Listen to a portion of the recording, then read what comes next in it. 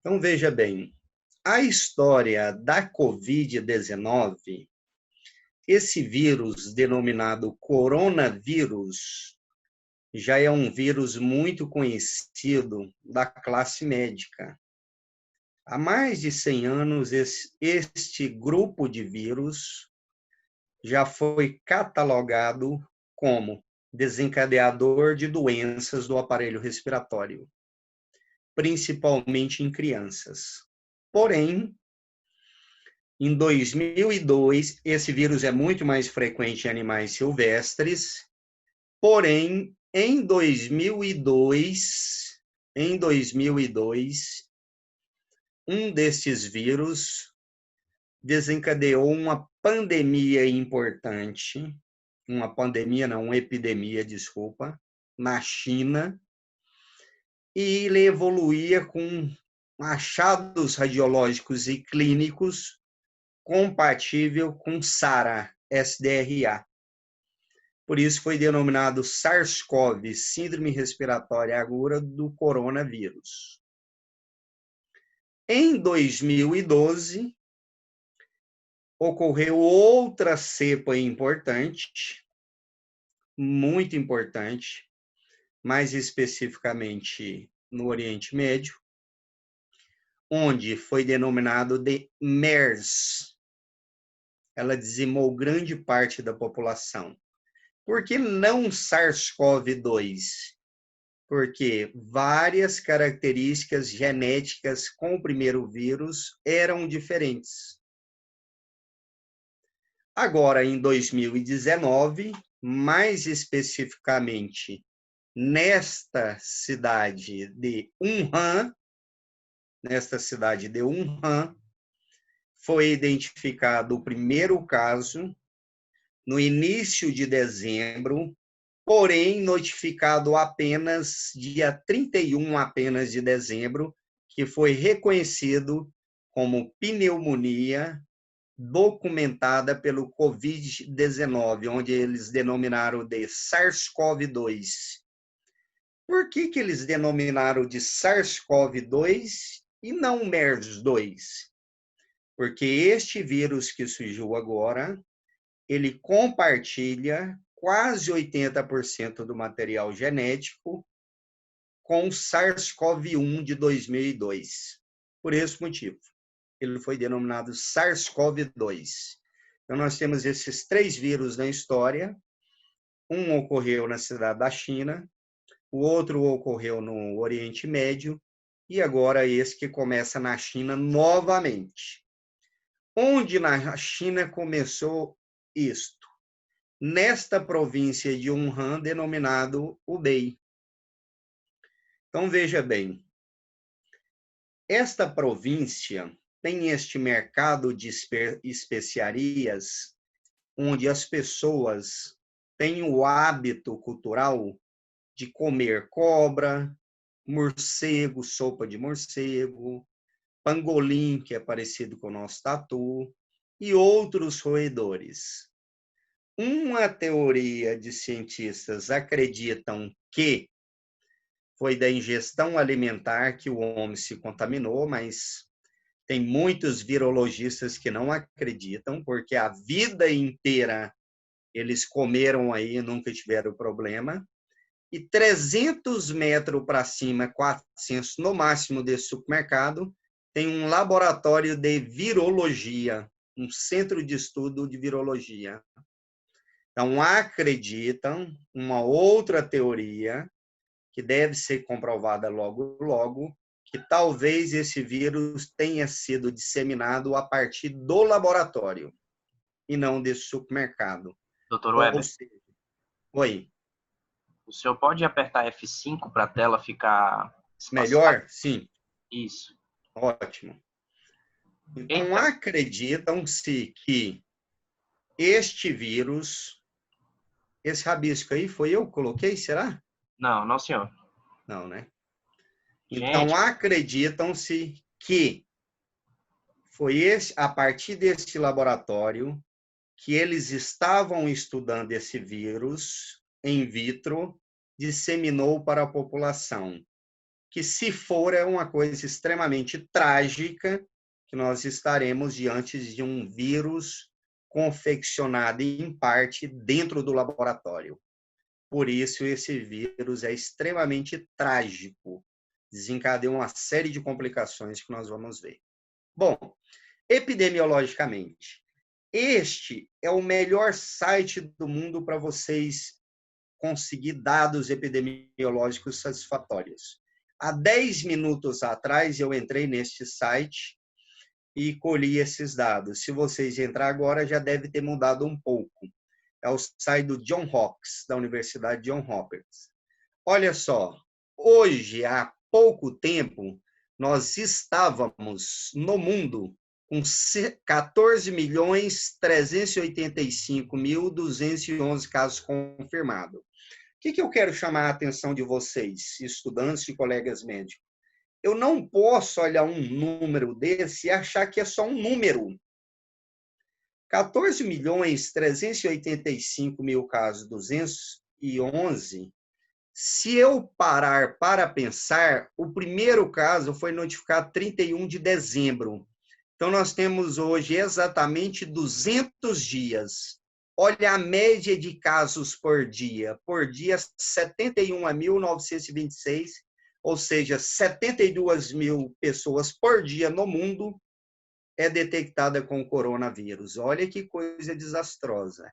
Acreditam-se que esse número seja em torno de 10 vezes a mais do que isso aí. Ou seja, em torno de 140 milhões. Por quê? Grande parte do mundo inteiro só notifica pacientes sintomáticos respiratórios. Nós vamos perceber que grande parte da população tem sintomas simples ou são assintomáticos. Imagina a quantidade de pessoas assintomáticas que tem andando por aí e nós não sabemos. Esse é o grande problema. Ele é assintomático, porém ele é transmissor. E quando a gente fala em morte, olha que coisa desastrosa. 603.605 mortes no mundo. Se eu dividir por 200 dias, onde foi a primeira morte identificada, mais ou menos 200 dias, dá 100 e pouco, se eu arredondei para facilitar, dá uma média de 3.000 mortes dia. 3.000 mortes dia. É muita coisa. Se eu pegar 3.000 mortes dia e partir do princípio que o dia tem 24 horas e dividir isso por 24, vai dar quase 150 mortes por 24 horas, porque aí está dando um pouquinho mais de 3.000 mortes dia. E se eu pegar 150 mortes por hora, sabendo que uma hora tem 60 minutos, a cada minuto morre mais de 2 pessoas no mundo por coronavírus ou pela Covid-19. Que coisa desastrosa. E no Brasil, como que nós estamos? Olha, esses dados são de hoje. 78 mil óbitos e 2.075.000 casos. Se eu pegar esses 2.075.246 e partir do princípio que os primeiros casos, o primeiro caso que surgiu no Brasil foi em fevereiro, vocês vão ver que coisa desastrosa. Olha, o Brasil tem uma média de 1.046 mortes por dia na última semana. 8 estados, mais DF, têm alta de mortes. Nós vamos ver já já. Mas se eu pegar o total de 78 mil óbitos e dividir por 120 dias, que foi o primeiro óbito que ocorreu no Brasil, nós temos uma média de 656 óbitos por dia decorrente de Covid-19. Ou seja, assustador. 650 óbitos por dia. Se eu pegar esse e dividir por 24 horas, uma média aí de mais ou menos 3 mortes hora por Covid. Olha só que coisa trágica. O primeiro caso no Brasil foi identificado dia 26 de fevereiro. Foi um homem de 61 anos que chegou da Itália. Foi identificado no Albert Einstein. Hoje nós já temos 2.100.000 praticamente. Se eu dividir isso por 144 dias, nós temos uma média de quase 15.000 casos por dia. Lembrando que esses 2 milhões são apenas os casos que foram notificados. E aí nós temos os casos que não foram notificados por se tratar de pacientes extremamente assintomáticos ou com poucos sintomas. Tudo bem? Bom, esses dados são de hoje do Ministério da Saúde. Olha que coisa desastrosa. Alguns estados estão em ascensão, então nós não atingimos o pico no Brasil. Paraná, Rio Grande do Sul, Santa Catarina, Minas Gerais, Distrito, Goiás, que é meu estado, Mato Grosso do Sul, Tocantins e Pernambuco, o número de casos está subindo. Os únicos que estão em queda, Amazonas, Roraima, Ceará e Rio Grande do Norte. Ou seja, os únicos que já subiu a pirâmide. Pode voltar a subir? Pode. Essa doença é perigosa, nós vamos ver. Epidemiologicamente, desde o primeiro caso do dia 26 de fevereiro, olha só, em poucos dias, como a curva não foge do que ocorreu no mundo inteiro. Então, quando surgiu essa doença, o American College of Epidemiology, que é um dos maiores centros de epidemiologia do mundo, já alertou para esse tipo de curva, que esse vírus tinha esse comportamento. Você fala, Weber, nós vamos falar lá no fim. O que aconteceu, onde nós erramos? Bom, este foi um estudo retrospectivo realizado na China, em que ele queria levantar quais eram os principais fatores de riscos associados à mortalidade por Covid-19. Veja bem que ele encontrou hipertensão arterial, diabetes, cardiopatia e dímero D elevado. Ou seja, então, hipertensão arterial, diabetes, cardiopatia e dímero D elevado são fatores de risco que aumentam a mortalidade do paciente com coronavírus ou Covid-19. Esse outro banco de dados, esse aqui muito interessante, muito grande, o epicentro na China foi lá em Wuhan, o epicentro logo em seguida foi na Itália, na região da Lombardia. Esse estudo realizado na Itália, com 1.591 pacientes, esse estudo teve alguns aspectos positivos e vários negativos. Eu vou falar um negativo já. Ele observou que a maioria das pessoas que morria era velho. Óbvio, porque a Itália só tem quase velho. A Europa como um todo, praticamente. E aí isso disseminou pelo mundo que quem morria era idosos, que os jovens não pegavam, e quando pegava tinha sintomas leves.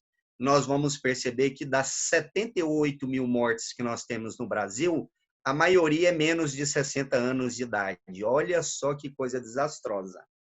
Então, esse estudo teve essa questão negativa, tá? Ah, por favor, quem estiver assistindo, me marca lá no Instagram, tudo bem? Vamos combinar isso aí, para a gente divulgar bastante. Então, esse estudo teve esse lado negativo. Ele falou, poxa, desses 1.591, quase todos que morreram, mais de 80% eram idosos. Aí ficou aquele estigma, será que quem morre é só velho? Não é possível. Mas ele identificou que hipertensão arterial era um fator de risco também, que 70% tinha pelo menos uma comorbidade, seja diabetes, hipertensão, cardiopatia, doença renal e assim sucessivamente. E a maioria, mais de 50%, necessitou de ventilação mecânica invasiva. E aí que entra o problema. Vou voltar nesse slide só um pouco para comentar com vocês. Provavelmente vocês não saibam disso. Alguém de vocês tem ideia de quantos ventiladores, ou o povo chama de respirador, que o correto é ventilador, ele não respira para ninguém, ele só ventila? Vocês têm noção de quantos ventiladores nós temos só no estado de São Paulo? Sim ou não? Quem sabe? Pode falar aí alguém. Chuta aí um valor. Só no estado de São Paulo tem uma média de quantos ventiladores? 6.500. Se eu pegar Itália, França e Espanha, os três juntos não tem a quantidade de ventilador que só São Paulo tem. Por isso que aqui nós ainda não entramos em casos mais desastrosos, como a Itália, principalmente Lombardia, que escolhia quem entubava, quem não entubava. Um dos motivos é este. E aqui, quando a gente pega, nós já estamos terminando a parte epidemiológica. Quando eu pego morte por 100 mil habitantes aqui no Brasil, e olha que isso já tem quase um mês, se a gente observar, região norte-nordeste, 45 com 25, 70, 71%. Olha só que coisa. 71% das mortes do Brasil estão concentradas em norte e nordeste. É a mesma coisa que eu pegar os quase 80 mil casos de óbito, 56 mil é para a região norte e nordeste. Aí surgem algumas perguntas na nossa cabeça. Por quê? Aí vem várias respostas. Condição social, condição econômica, condição cultural, acesso aos serviços de saúde, falta de serviços de saúde avançados nas regiões do interior, porque as capitais que estão centralizadas as unidades de terapia intensiva e as modalidades mais avançadas, e são alguns dos fatores que explicam essa alta mortalidade muito maior nessas duas regiões. Prosseguindo, morte por 100 mil habitantes, olha só, quando a gente vê assim, qual país do mundo que tem maior número de casos? Estados Unidos. Segundo, Brasil. Mas se eu pegar a proporção de mortes por 100 mil habitantes, que é o correto, vocês aprendem até lá nos cursinhos do médio curso da vida, quando eu vou calcular minha taxa de mortalidade, por 100 mil habitantes, a Itália está em primeiro lugar, depois Estados Unidos, depois Brasil. E olha que estranheza! Esse último dado eu coloquei é de se estranhar demais. Por que esse bicho surgiu na China e eles não têm nem 1% de mortalidade por 100 mil habitantes? É aí que algumas pessoas da teoria conspiradora acreditam-se em arma biológica. Eu, particularmente, ainda não acredito, mas também não deixo de acreditar, porque é muito estranho o mundo inteiro tendo uma mortalidade por 100 mil habitantes alta, enquanto a Índia, China, tendo uma mortalidade baixa. A China mesmo, 1 ponto alguma coisa. Então, é de se estranhar. Essa foi uma manchete, coronavírus matou tantos brasileiros quanto a Guerra do Paraguai, aí o Brasil, segundo mundo. Esse gráfico eu quero que vocês prestem atenção. Esse foi um estudo realizado e elaborado a pedido do CDC, né, em parceria com o Imperial College de London, tá aqui, do Reino Unido. O CDC, juntamente com o Imperial College, o CDC é o maior centro de estudo de doenças infecciosas do mundo. E o Imperial College é o maior centro do mundo de epidemiologia. Eles traçaram no mês de março o que aconteceria se toda a população levasse a vida normalmente. Ou seja, se a gente não fizesse nada, deixasse todo mundo fazer o que quiser. Ir para a escola, faculdade, boates, shoppings e assim sucessivamente. Olha só, eu teria uma grande, essa linha em preto, eu teria uma grande quantidade de pessoas contaminando ao mesmo tempo. Aí você me pergunta, mas isso seria bom? Não é. Vou te falar o porquê. Preste atenção no que eu vou explicar para os senhores. De todos os pacientes que infectam, 85% vai ter sintomas leves ou vão ser assintomáticos, e não vai procurar o serviço de saúde. Porém, 15% vai necessitar de assistência médica hospitalar, sendo destes 10% de enfermaria e apenas 5 a 3% vai ficar grave. Apenas. Mas eu vou pegar meu estado como exemplo. Vou pegar mais especificamente, vamos pegar meu estado. Ele tem 7 milhões de habitantes. O estado de Goiás como um todo, um pouco mais.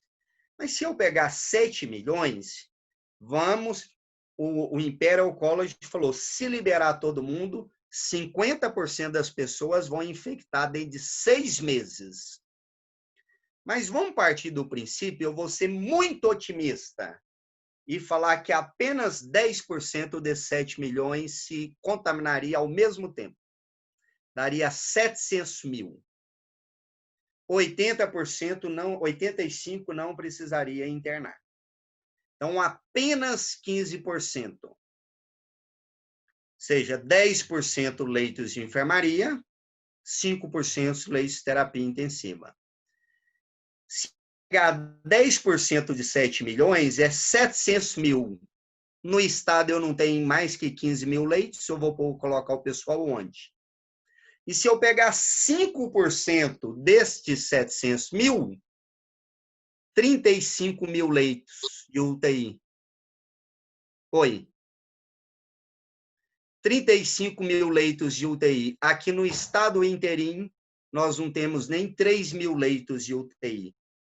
Ah, então agora eu comecei a entender um negócio. O porquê do isolamento. O isolamento não é para que as pessoas não adquiram a doença.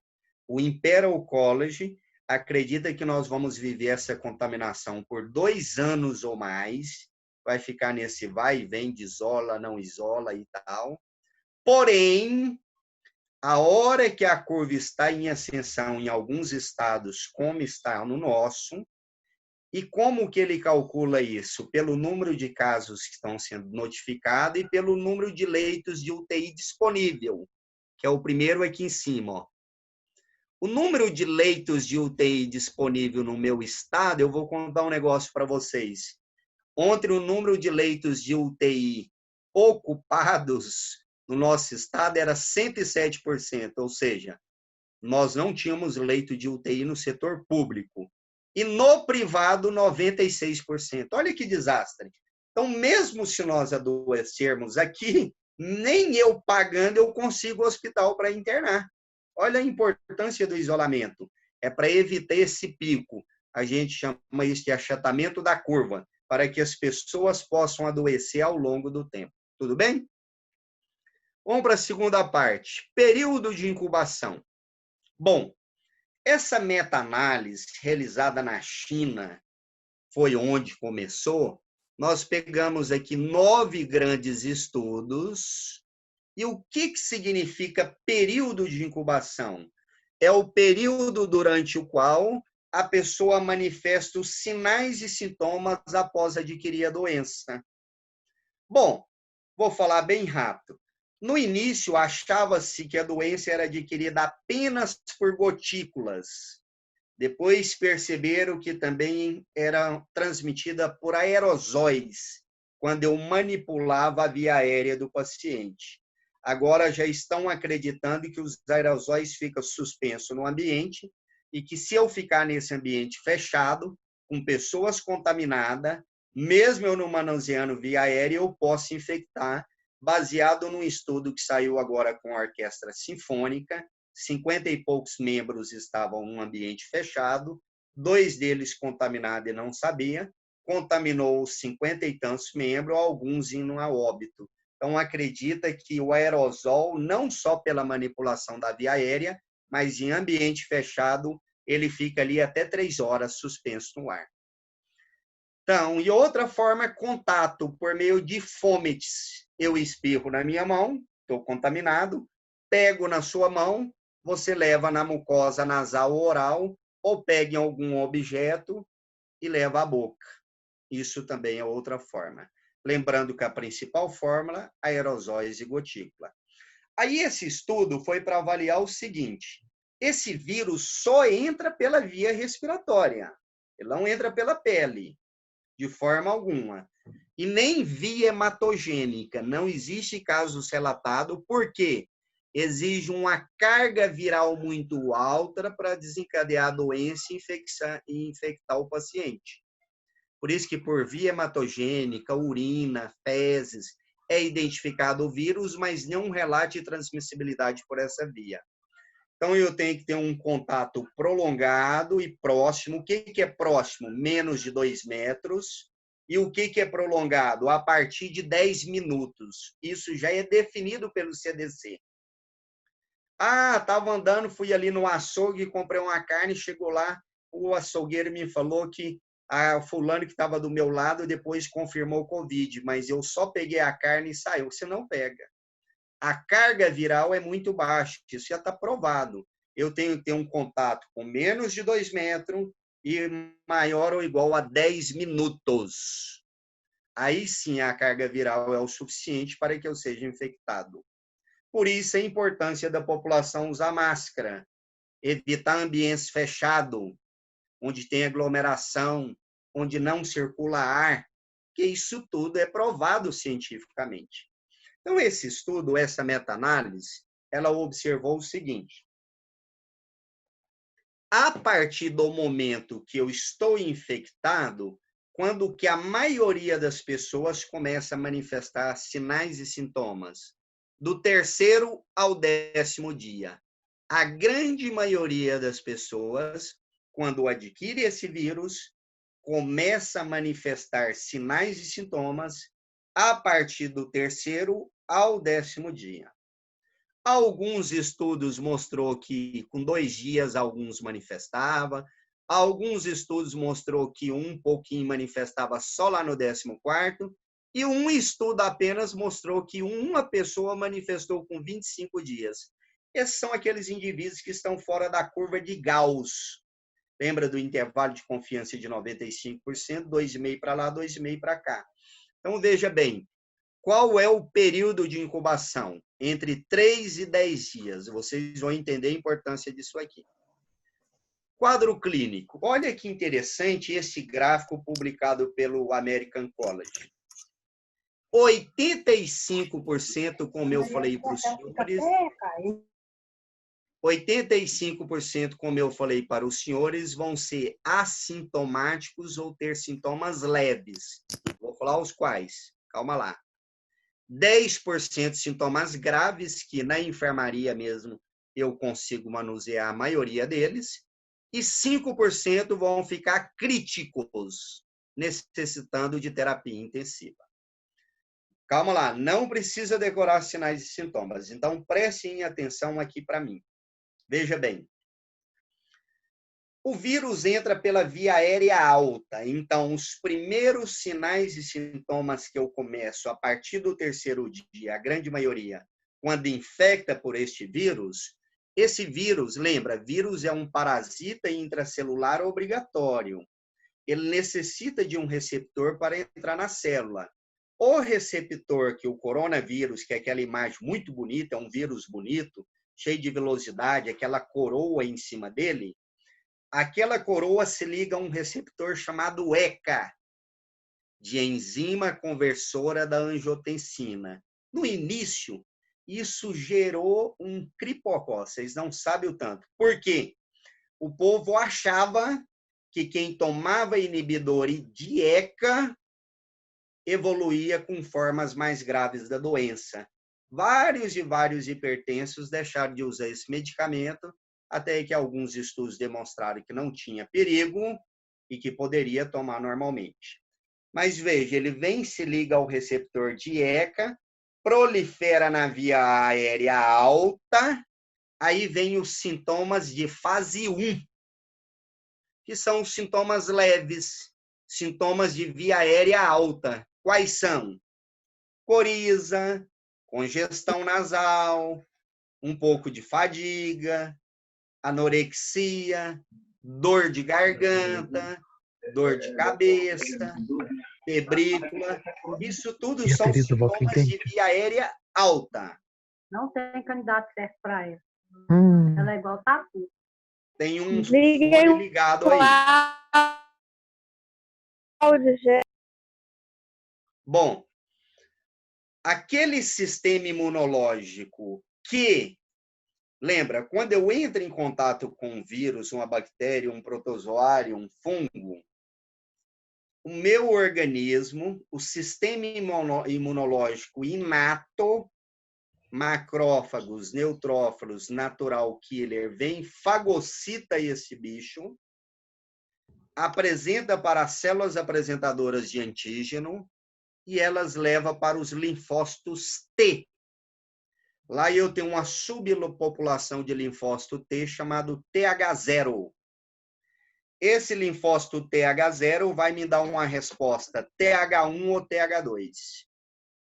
Aqueles que tendem a desenvolver resposta TH1 tendem a curar mais rápido. Aqueles que tendem a responder imunologicamente TH2 tendem a desenvolver as formas mais graves. É aí que a medicina ainda não conseguiu descobrir como isso ocorre. Por que que tem esse tanto de jovens morrendo? E muitos sem comorbidade. É sabido que algumas doenças, como neoplasias, hipertensão, cardiopatias em gerais, pneumopatias, estão associadas a maior risco de desenvolver a forma grave. Obesidade. Mas vai depender dessa resposta imunológica. Aqueles que evoluem de forma desfavorável na resposta imunológica, ele entra na fase 2A, 2B, que é a fase de sintomas respiratórios baixo.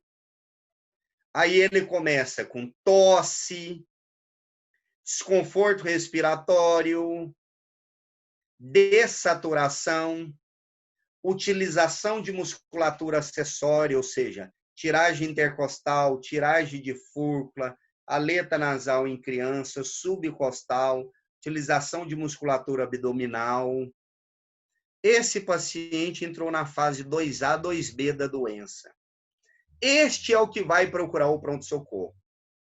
O paciente com sintomas respiratórios, é ele que vai até o pronto-socorro em 95% das vezes, e é ele que nós estamos notificando. Mas veja bem, representa apenas 15% dos infectados. Então, olha a quantidade de pessoas que nós estamos deixando de notificar.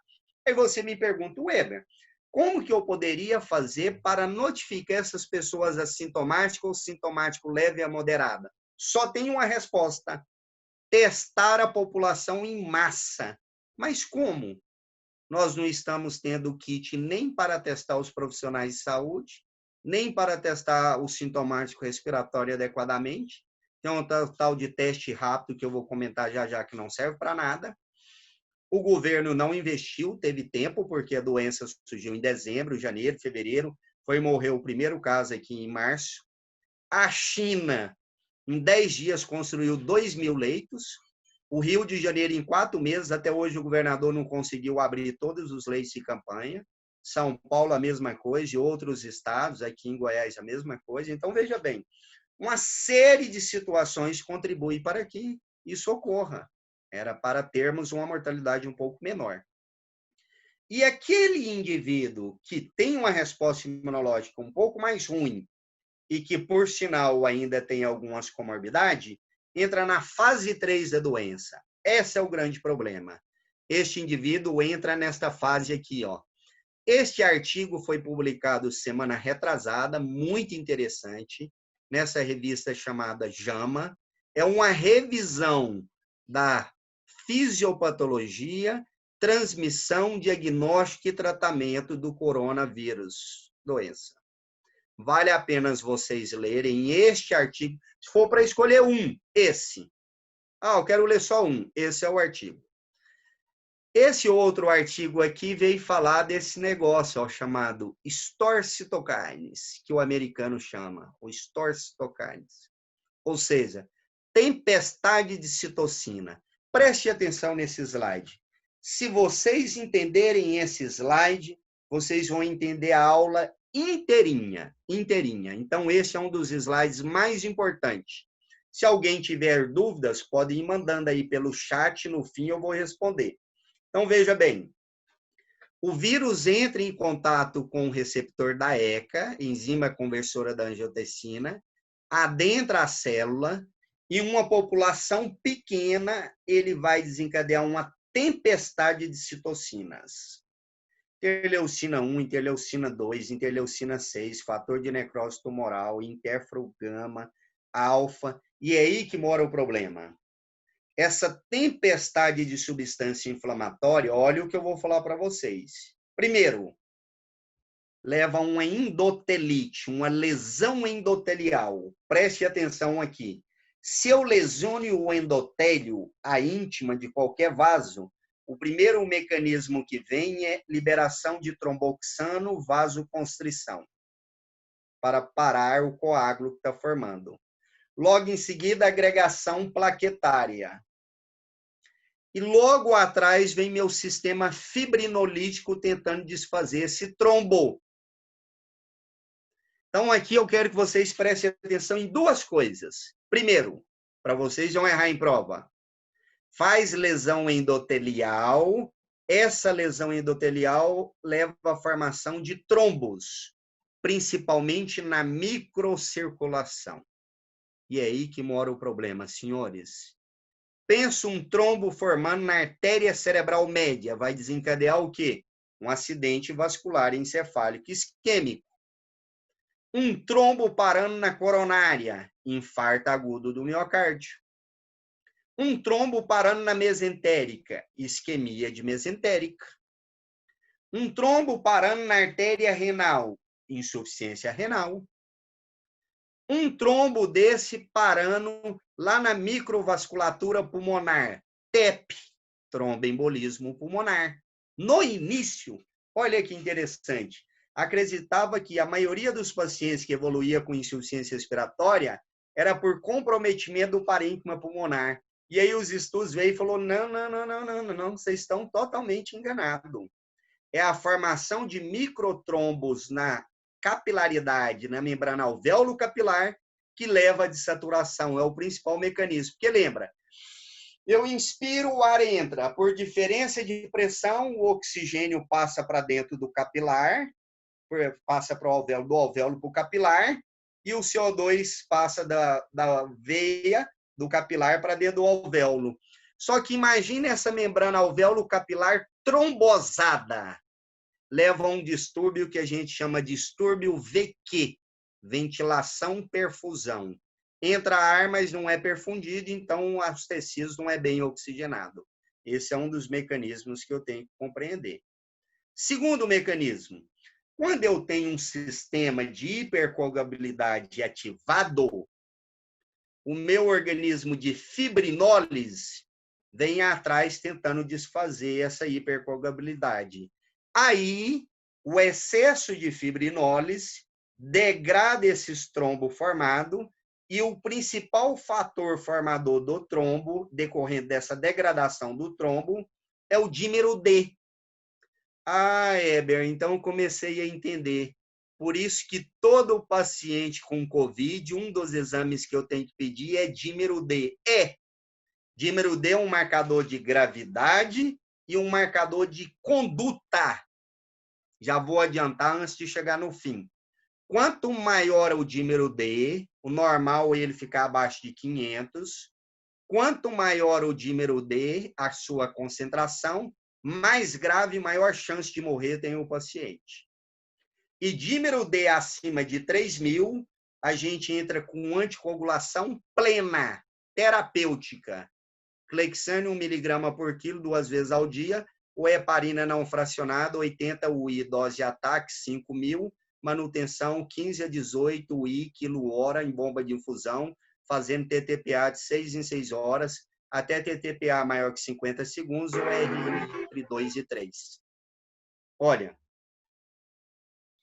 então eu tenho que compreender essa fisiopatologia para entender como é que eu trato. Então, todo paciente que eu interno no hospital está sintomático respiratório, obrigatoriamente eu tenho que dar profilaxia de TVP-TEP, Clexane ou heparina não fracionada, por se tratar de uma doença que leva à formação de microtrombos e hipercoagulabilidade. Tranquilo? Outra coisa, esse excesso de citocinas faz uma lesão vascular, que a gente chama de vasculite. E isso foi muito identificado, principalmente em adolescentes, desenvolvendo uma forma like de vasculite denominada Kawasaki. Kawasaki-like. Essa vasculite pode levar a um AVC, pode levar a um AVC isquêmico, hemorrágico, pode levar a uma trombose de seio venoso, uma crise convulsiva. Então, ele pode desencadear vasculite. Outro problema. Se eu crio um trombo no sistema pulmonar, um TEP, qual lado do meu coração vai sofrer mais? Esquerdo ou direito? Direito. Por quê? Porque as paredes são menos espessas, porque o coração do lado direito bombeia sangue apenas do pulmão.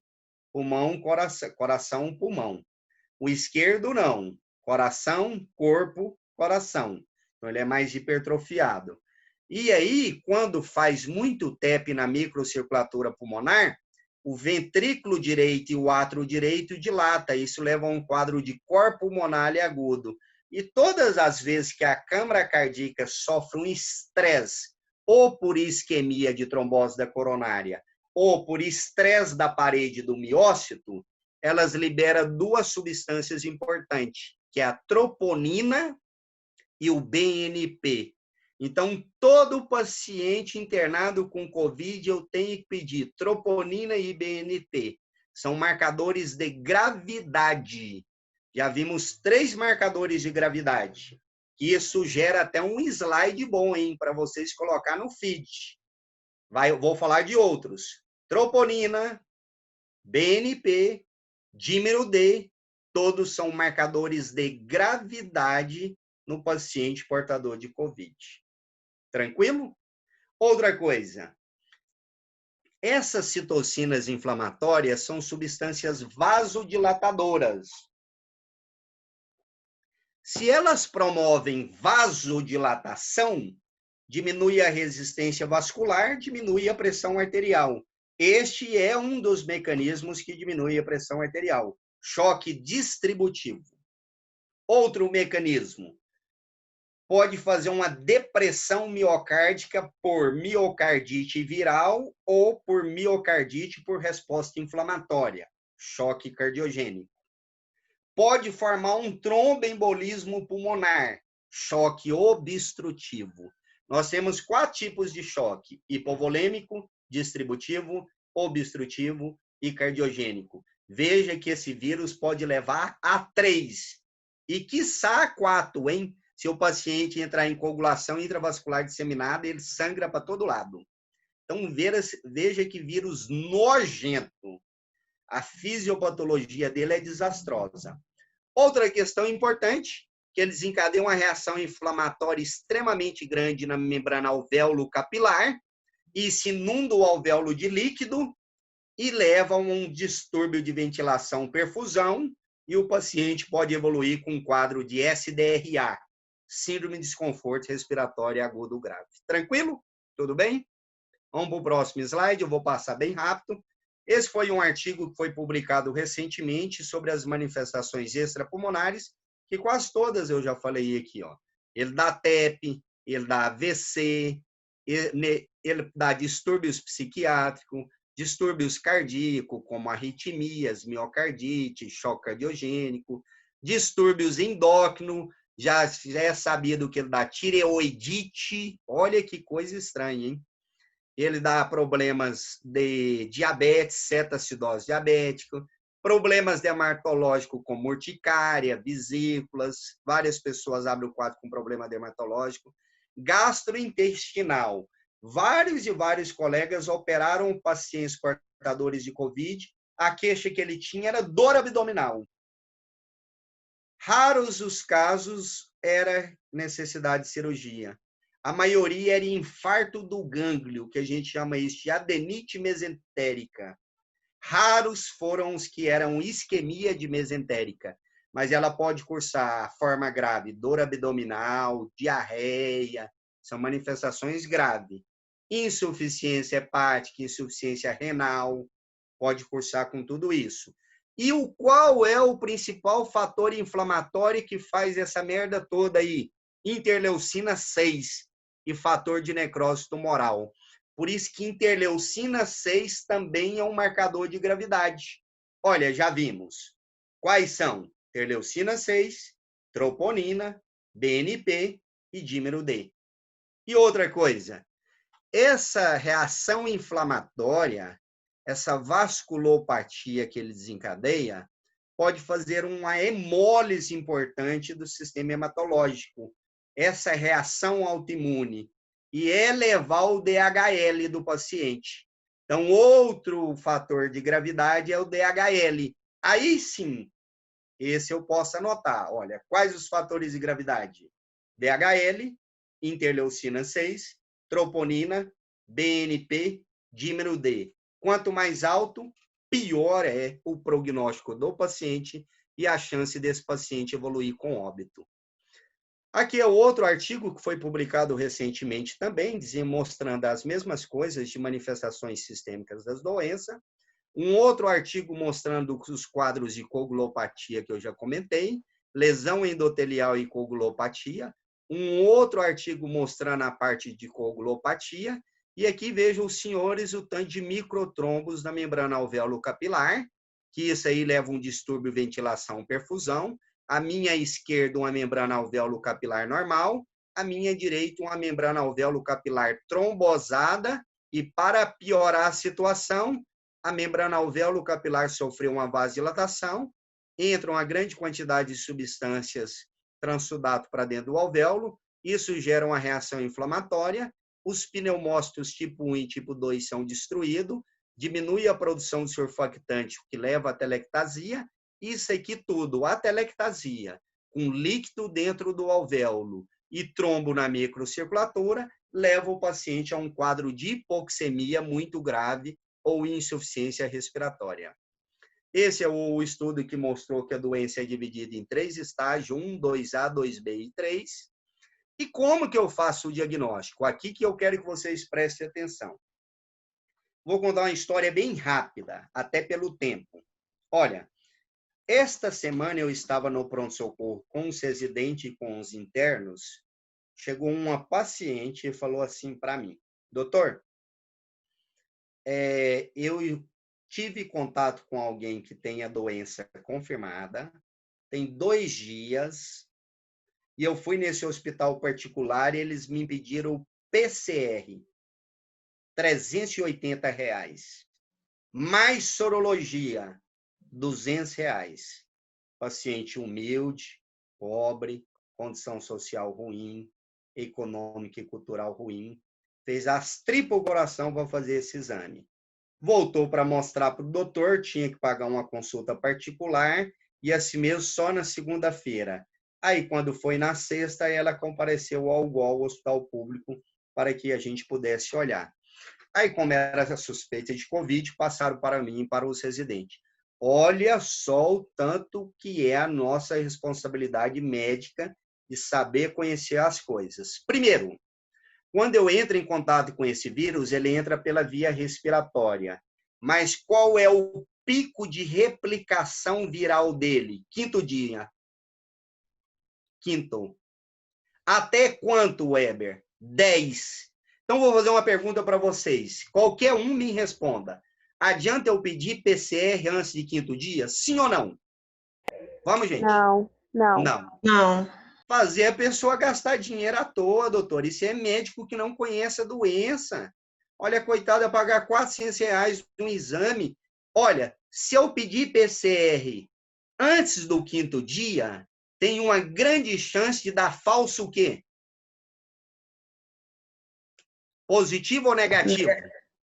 Negativo. Negativo. Não adianta eu ficar pedindo PCR antes de 5 dias. Aí outra besteira que esse doutor fez. Pediu sorologia ainda para a coitada gastar mais. Então, olha, eu não estou falando que foi esse o caso do colega, mas a gente não pode visar dinheiro. Nós somos médicos para ajudar pessoas. Se eu estou ali visando dinheiro, eu começo a pedir exames caros, desnecessários, que não vai ter validade, mas porque eu vou ganhar muito em cima. Não estou falando que foi esse caso, mas vocês têm que ser formados com essa ética. Não peça exame desnecessário. Outro exame, sorologia. Quando eu entro em contato com um antígeno, seja vírus, bactéria, protozoário ou fungo, meu organismo leva para os linfócitos T, os linfócitos T leva para os B, e os linfócitos B vão produzir as imunoglobulinas, IgA, IgG e IgM. Só que, olha que interessante, esse gráfico está em qualquer livro de imunologia que você pegar, tem esse gráfico, qualquer um. Quando eu entro em contato com qualquer antígeno, meu organismo começa a produzir imunoglobulina de fase aguda, IgA e IgM, a partir do 7º dia. Aqui vai um detalhe. O povo fica nessa besteira de fazer teste rápido. Adianta fazer teste rápido, sim ou não? Duas coisas. Primeiro, antes de 7 dias, se eu fizer, todos vai dar o quê? Negativo. Negativo, e eu vou tomar dinheiro da pessoa à toa. Segundo, o teste rápido depende da técnica. Se é por imunocromatografia, se é ELISA ou é outra metodologia. Dependendo da técnica e da metodologia, a sensibilidade do teste rápido vai ser boa ou ruim? O que vocês acham? Ruim. Sensibilidade é a capacidade de discriminar os verdadeiramente positivos ali. Ruim. Polícia Federal, não sei se vocês viram a reportagem esses dias, chegou a fazer uma apreensão de teste rápido na 25 de março em São Paulo. Estava vendendo teste rápido lá, só R$80. Faça seu teste para... Aí as pessoas são bestas, não diz... Você é aproveitador, são pessoas aproveitadoras. Na minha cidade aqui tinha gente fazendo teste rápido em posto de combustível, um absurdo. Teste rápido não deveria existir. Veja bem, ó, teste rápido, o ideal é ele ser feito a partir do 10º dia. Ele não tem efeito nenhum para tratamento. O que tem efeito mesmo para diagnóstico precoce, intervir rápido e não deixar o doente morrer é o qual exame? PCR. Teste rápido, ou, mais especificamente, o que eu gosto, sorologia de IgG e IgM, a partir de 14, 15 dias, principalmente pelo método ELISA. Ah, mas você fala 15 dias, para que eu vou fazer isso? Ótimo, para ver se você ficou imune ou não depois que adquiriu a doença e para efeitos epidemiológicos. Para isso que serve. Então, não saia pedindo exames de forma necessária. A IgA veio positivo. IgA é uma imunoglobulina de fase aguda que sofre elevação em qualquer infecção viral. Então, os testes rápidos, ele não discrimina qual imunoglobulina é. Então, dá um IgA lá por qualquer coisa que você tenha, ele dá falso positivo. Se está fora do período, qualquer coisa, ele dá falso negativo. É um teste que não presta, você vai jogar seu dinheiro fora. Bom, marcadores de gravidade, eu já falei para vocês, então vamos otimizar. Quais são? Troponina, dímero D, interleucina 6, BNP e o que mais? DHL. E DHL aumentado. Esses são os marcadores de gravidade. Aí olha que interessante, mais um que vocês vão acrescentar no slide que vocês vão montar para postar lá no feed. Marcadores de gravidade. O médico tem que ficar atento. Quando esses marcadores estão muito aumentados, este doente vai evoluir de forma grave. Esta semana saiu esse trabalho, semana passada, na verdade, foi publicado no Intensive Care, que é uma revista de terapia intensiva muito famosa. Olha, uma meta-análise e revisão sistemática. Eu vou fazer uma pergunta. Vocês me respondam. Existe estudo observacional, existe estudo do tipo coorte, existe estudo do tipo caso-controle, existe estudo retrospectivo, existe estudos apenas analítico, e existe estudos duplo cego, controlado, randomizado, e existe as meta-análises e revisões sistemáticas dos melhores estudos. Aí eu te pergunto, revisão sistemática e meta-análise é um dos melhores ou piores tipos de estudo? Melhores. Melhores. Ele pega todos os estudos dentro daquela área e vê qual foi o achado importante. Olha aqui eu vou dar um macete importante para vocês. Tem muita gente que fala assim, poxa, essa doença confunde muito com dengue. Porque o que eu posso achar num hemograma dessa doença denominada Covid-19? Posso encontrar leucopenia? Posso, igualzinho a dengue. Posso encontrar plaquetopenia? Posso, igualzinho a dengue. Se eu encontrar leucocitose? Pode. Mas aí é sugestivo, leucocitose com desvio à esquerda, que ele tem infecção secundária bacteriana. Aí eu tenho que entrar com antibiótico, principalmente se o PCR estiver elevado. Com leucocitose e desvio à esquerda e tem COVID, isso é infecção bacteriana associada, e um dos germes mais frequentes, além do streptopneumococo, são os atípicos, micoplasma, legionela e clamídia. Por isso que a gente dá um macrolídeo para o doente. E o que esse trabalho achou de interessante? Que a maioria dos doentes portadores de Covid faz linfopenia. E a dengue dá o quê? Quem sabe me falar? Quando eu tomo água. Linfopenia ou linfocitose? Pode chutar, gente. Aqui é a hora de vocês chutar. Nós estamos aqui batendo um papo. Não é prova, não. A dengue vai dar linfopenia ou linfocitose? Linfocitose. Linfocitose. Dengue não dá linfopenia. Então, aqui o hemograma já é um marcador muito importante que me faz distinguir coisas diferentes.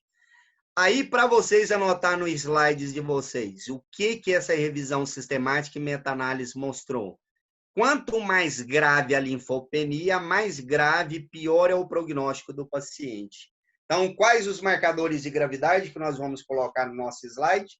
Linfopenia, DHL aumentado, dímero D aumentado, troponina aumentada, BNP aumentado, interleucina 6 aumentada ou PCR aumentado. Tranquilo? Isso são marcadores de gravidade.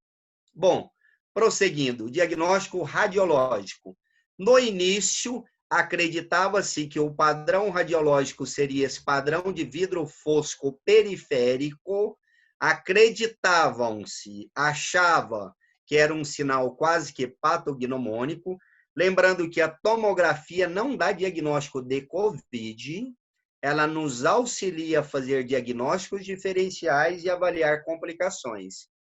Posteriormente, este indivíduo aqui, chamado professor Gattinoni, que é uma das maiores autoridades dentro da pneumologia no mundo e dentro da terapia intensiva, identificou 2 fenótipos diferentes. Ele analisou milhares de tomografia na Itália, porque lá teve um surto importante, e pegou todas as tomografias e falou, uai, parece que essas tomografias têm achado diferente radiologicamente. Aí ele identificou esse fenótipo aqui, à minha direita, onde eu estou com a seta, que a lesão é um padrão em vidro fosco, central ou periférica?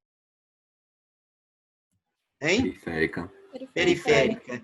E observou esse padrão radiológico que a lesão é na região póstero-inferior. Esse aqui ele denominou de fenótipo H. Tá vendo que a lesão ela é póstero-inferior? Na região posterior e inferior do pulmão? Aqui não, na região periférica, centralizadora, da médio para o ápice pulmonar, ela não tem essa consolidação extensa ela é esparsa. Aqui é uma coisa importante que vocês têm que memorizar para a vida de vocês e aprender. O que ele provou?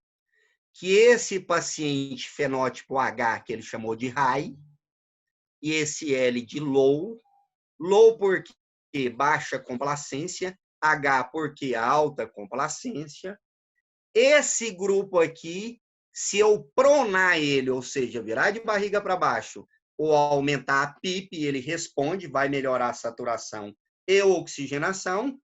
Este grupo aqui, se eu pronar ou aumentar a PIP, não vai melhorar. Por quê? A congestão não é intraalveolar. O problema é parênquima pulmonar periférico. Aqui não, o problema é congestão alveolar. E outra, lembra lá quando você estudou anatomia ou fisiologia? O pulmão é dividido em zonas de West. Em cima, o ápice, zona de West 1, onde ventila mais, perfunde menos. Terço médio, zona de West 2, ventilação, perfusão igual. Zona de West 3 é onde mais perfunde e mais ventila. Então, aqui é onde tem a melhor troca gasosa. Se eu viro o doente de barriga para baixo, o líquido que está aqui desce para a região que? Anterior.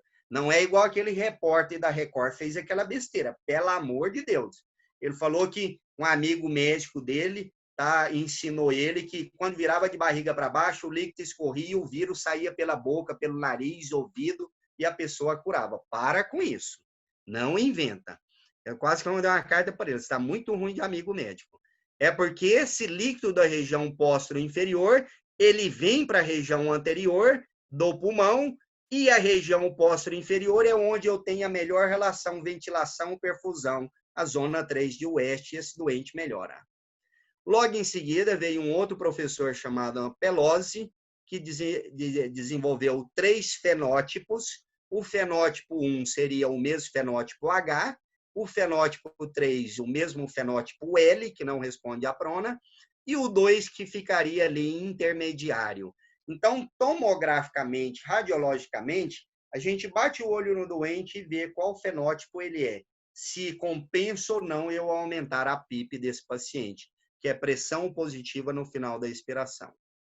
Essas são algumas tomografias que eu peguei de acervo meu. Veja, olhando essa tomografia aqui, vamos lá, fenótipo H ou L? H ou L? Vamos, L. gente? L. L. Essa aqui?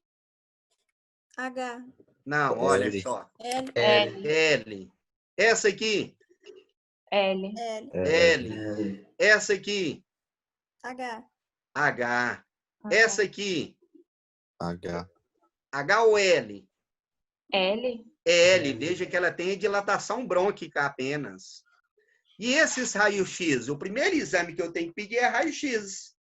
Olha que raio-x desastroso, mas se eu olhar para esse raio-x aqui, você acha que as lesões são esparsas ou mais póstero-inferior? Esparsas. Então, é Esparsas. fenótipo L ou H? L. L. Essas lesões aqui são mais difusa ou esparsa? E a base tem muito ou pouco comprometimento? Tem mais. Maior. Muito. Maior. Então, esse aqui é que fenótipo? H. Esse eu sei, se eu aumentar a PIP e pronar, ele vai melhorar. Então, radiologicamente, isso aqui é um acervo meu do hospital. Foram 8 pacientes que chegou num dia só. Depois nós vamos até fazer relato de caso de alguns. Esse aqui, que fenótipo que é? H. Não, esse Não, aqui. L. L. L. L. E esse? H. H, muito bem. Esse? L. L. L. L. Esse? Ó, H. mais periférico. H. Um L evoluindo para H. Aí queria onde eu chegar. O L evolui para H? Sim, professor, e muito. Se não abortar rápido, ele evolui para a forma H. Pode evoluir. Esse é um L evoluindo para um H. Vai piorar esse doente nas próximas 24 horas e muito. E esse raio-x, que fenótipo que seria? H. E esse aqui? Acho que L. Um L evoluindo para uma forma H. Veja que só tem uma parte do pulmão aqui. Esse aqui, que fenótipo? L. L. Fenótipo L, está fosco, isso que é o famoso vidro fosco. Então, beleza, passamos a parte diagnóstico clínico, laboratorial, radiológico. E agora, como que eu, como estudante de medicina ou como médico, devemos conduzir esse paciente. Estou de olho no relógio aqui para não tomar muito tempo, porque essa aula é extensa pra caramba. Conduzir esse paciente no pronto-socorro. Suspeito ou confirmado. Eu não tenho conflito de interesse. Eu não estou falando mal de quem usa determinado medicamento. Pode usar à vontade. Mas eu faço medicina baseada em evidência. Sem evidência, eu não faço. Quem quiser fazer, sinta-se à vontade. Então, o paciente chegou no pronto-socorro. Existe um guideline de recomendação de oxigênio terapia. Está lá no site da Abramed, que é a Associação Brasileira de Medicina de Emergência, e no site da AMB, que é a Associação Médica Brasileira. E da AMIB também. Quando que eu devo dar oxigênio para o paciente? Quando a oximetria de pulso está abaixo de quanto? Quem chuta aí? 94. 94. Todo paciente saturando abaixo de 94 é obrigado a internar e dar oxigênio. Todos, sem exceção. Outra questão que eu devo internar o paciente é sobre a frequência respiratória. Acima de quanto? Vou criar um caso clínico. Um jovem de 33 anos chega para você com queixa de dor torácica, tosse, febre persistente, dor torácica ventilatória dependente, mialgia, tosse seca, artralgia, diarreia, espirro, dor de garganta, e que hoje ele começou a ficar cansado. Aí chega na emergência, você coloca o oxímetro de pulso, está saturando 97. Mas a frequência respiratória está 31. A partir de quanto de frequência respiratória, mesmo saturando normal, eu tenho que internar? 30. 24. E por que que o cara aumenta a frequência respiratória e a saturação ainda está normal? Porque ele é fenótipo L. É o fenótipo L que aumenta muito frequência para compensar. Por que que ele está saturando bem? Porque as áreas de comprometimento são periféricas, não são póstero-inferior, entendeu? Eu tenho que ter cuidado com o paciente tá Tem alta complacência. Oi? Ele tem uma Ele tem alta complacência. E olha só, mas esse paciente, mesmo saturando 97, eu tenho que dar oxigênio, sim ou não? Ele chegou com 32 de frequência, satura 97, você vai internar no isolamento, né? Lá na emergência. Ele está hiperventilando, né, professor? Ele tá, mas a saturação, oximetria tá boa. Dá ou não dá oxigênio? Dá. Acho que dá. Porque o oxigênio vai ajudar a diminuir o trabalho respiratório e a fadiga muscular. Como que eu dou oxigênio na emergência? Eu não estou falando na UTI. Chegou um paciente saturando menos que 94, oxigênio por catéter nasal. Fluxo máximo, 5 litros. E quantos minutos eu espero? 20 a 30 minutos. A enfermeira te chama e fala, doutor, e aqui por cima desse catéter eu coloco uma máscara cirúrgica, para cobrir a boca dele e aerolizar menos. 20 minutos depois, a enfermeira te chama e fala, doutora, o paciente ainda continua saturando 91%. Aí você coloca ele em quê? Máscara. Máscara com reservatório. É a única que eu posso usar. Máscara de Hudson, de Venturi, nebulização em emergência é contraindicação. Quanto tempo eu vou deixar ele na máscara e vou avaliar? 20 a 30 minutos, no máximo. 30 minutos ele está saturando 91 com 10 litros, que é o máximo que eu vou chegar para não aerolizar. Tá bom ou tá ruim? 91. Vamos, gente. Ruim. Ou ruim? Ruim. Qual que é a minha meta? 94. Maior ou igual a 94. O que você faria com esse paciente na emergência? Pois catéter não melhorou, pois máscara não melhorou. Intuba. Intubação. Se fosse na UTI e tivesse isolamento, eu poderia tentar o quê? VNI. TNI. Só com catéter nasal de alto fluxo ou CPAP e numa sala com pressão negativa. Mas no pronto-socorro eu não testo VNI de forma alguma. Tudo bem? E a prona consciente, professor? A autopronação consciente em pronto-socorro não faz, só paciente internado em enfermaria. Tá bom? Sim. Preste atenção nisso aqui que eu vou falar para vocês. Olha só. O ar ambiente, a gente respira uma concentração de oxigênio em torno de 21%. A cada litro de oxigênio que eu dou para o paciente, aumenta em média 3 a 4%. Então, 1 litro ele vai para 24, 2 litros ele vai para 28 e assim sucessivamente. Weber, qual a importância de saber disso? O correto é quando o paciente chega na emergência, eu pedir que exame laboratorial para ver se a oxigenação ou a taxa de oxigênio no sangue está adequada ou inadequada. Qual exame? Padrão ouro. Gasometria arterial. Mas é a realidade nossa do Brasil todo ter gasometria nos postinhos? Infelizmente não. Infelizmente não. E aí eu vou ensinar o pulo do gato para vocês. Pega o oxímetro, todo médico tem que carregar um. Vai para o interior, vai para o Amazonas, onde for, trabalhar com Índia, onde for em postinho que não tem. Coloca o oxímetro no dedo. A gasometria, como que a gente calcula? A gente pega o PO2, divide pela FiO2 e eu acho a relação PF. Ou eu posso calcular a PO2 adequada de acordo para a idade. Mas se eu não tenho gasometria, olha só, vou dar um exemplo, preste atenção. Já fica com a calculadora na mão aí. Chega um paciente para você, saturando 89, você... Janderson, fecha sua câmera, fazendo um favor. Depois a gente abre para conversar. Obrigadão. Chega um paciente, o Janderson é meu amigo, nós já fizemos uma live. Ele é lá do Paraguai. Paraguai não, né, Janderson? Isso que é Paraguai mesmo. Sim, é Paraguai. Paraguai.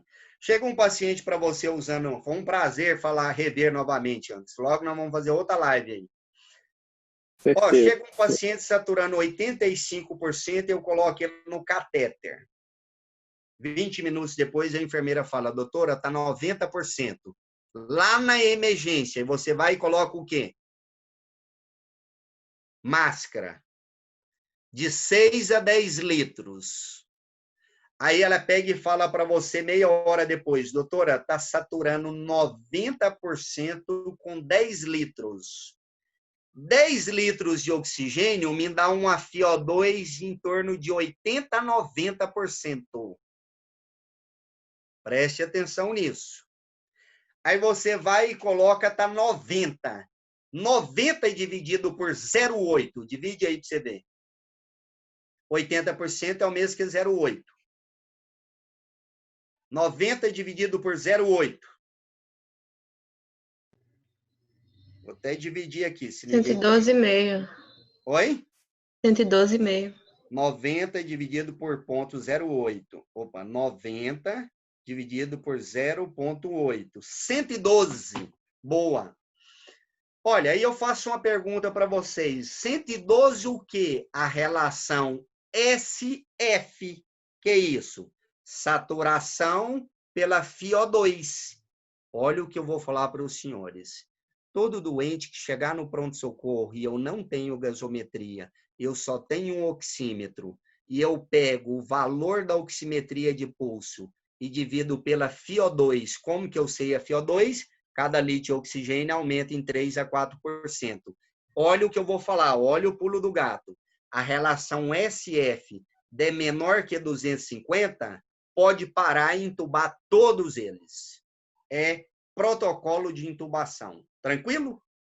Então, quando eu vou intubar o paciente, relação SF menor que 250, ou PF, aí sim tem que ter gasometria menor que 200, ou rebaixamento de nível de consciência, ou instabilidade hemodinâmica, ou utilização de musculatura abdominal, ou sinais de cianose central e periférica. Tem que intubar todos na admissão, na chegada. Tranquilo? Intubação em sequência rápida que nós vamos ver em outra aula. VNI no pronto-socorro jamais, contraindicação absoluta. Esse foi um trabalho publicado mostrando que VNI aeroliza a quase 1 metro de distância. Imagina se aerolizar 1 metro de distância no pronto-socorro. Contamina todo mundo. Pronação e respiração espontânea, que foi o que o Janderson me perguntou. Esse foi o trabalho, o PRON-COVID. O PRON-COVID mostrou que a posição em pacientes não intubados, a posição prona, melhorava o desconforto respiratório em pacientes com COVID. Mas deve sair um trabalho nos próximos 30 dias mostrando que não tem benefício e só retarda a intubação do paciente. Autopronação aqui é eu colocar o paciente de barriga para baixo acordado, desde que esteja utilizando o catéter de oxigênio, e o máximo que ele vai ficar é 3 horas. Tem pessoas que conseguem dormir de barriga para baixo, eu não consigo. Esse estudo, os pacientes toleraram no máximo 3 horas. Broncoespasmo no pronto-socorro e COVID. Eu posso fazer aerosol no pronto-socorro? Não. Então, como que eu trato broncoespasmo em COVID no pronto-socorro?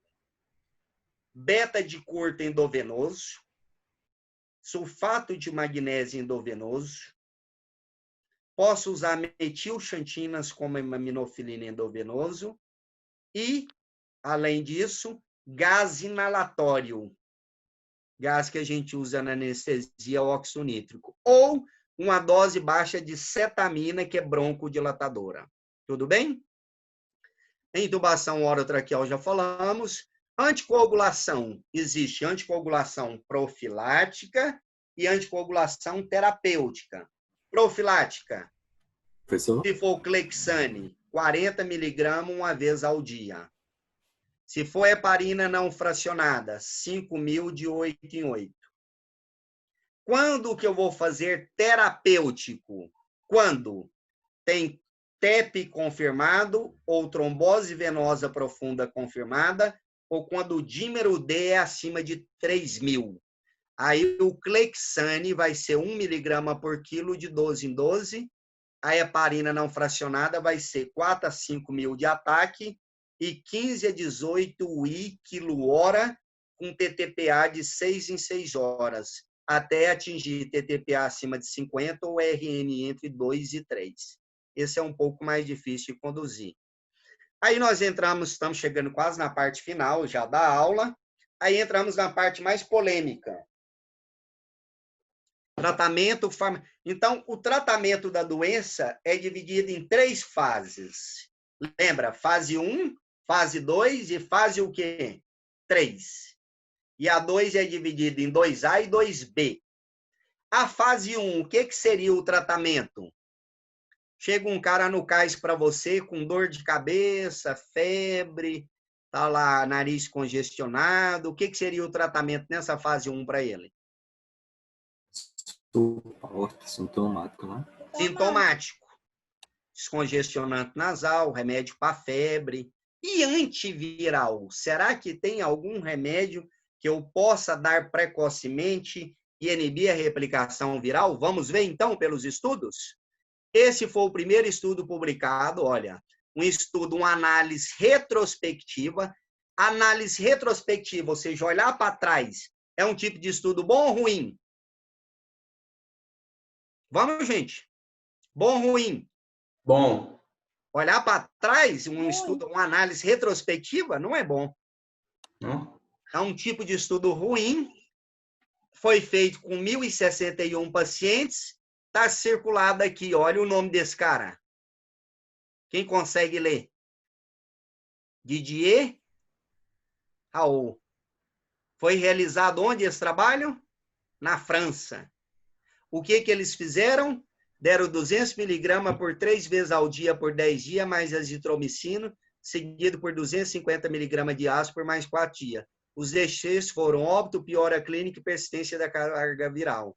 Esse trabalho concluiu que diminuiu o óbito em 973, ou seja, que a hidroxicloroquina diminuía em 91% a mortalidade, reduzia a carga viral e que não teve mortes associadas à toxicidade cardíaca e que a cloroquina era muito eficaz. Esse foi o primeiro trabalho que o Bolsonaro abraçou e até hoje ele acha que esse é o melhor trabalho do mundo. Um trabalho. Presta atenção o que aconteceu logo em seguida. Estudo francês que listava benefícios da hidroxicloroquina contra o Covid é retirado do ar pelos próprios autores. Didier, defensor da cloroquina, mandou tirar o trabalho e não publicar. Olha o que ele fala nesse outro aqui. Estudo francês. Autores da pesquisa, criticado pela comunidade científica, pediram para que ela não seja citada em trabalho acadêmico. A tamanha quantidade de erro que foi encontrado nesse trabalho de viés. Estudo que indicava hidroxicloroquina para tratar a Covid é retirado do ar. O ministro da Saúde francês pede revisão do estudo de cloroquina e hoje a cloroquina ela é abolida quase que no mundo inteiro o seu uso. Recentemente foi publicado esse estudo, nós vamos chegar em várias coisas de cloroquina aqui, esse estudo chamado Recovery, é um dos maiores estudos do mundo, realizado com 11.500 pacientes, em 175 centros no Reino Unido, realizado pela Universidade de Oxford, em que ele pegou um total de 2.104 pacientes, um estudo duplo cego randomizado, deu 6 miligramas uma vez ao dia por 10 dias para um grupo de paciente, e 4.321 pacientes não recebiam dexametasona.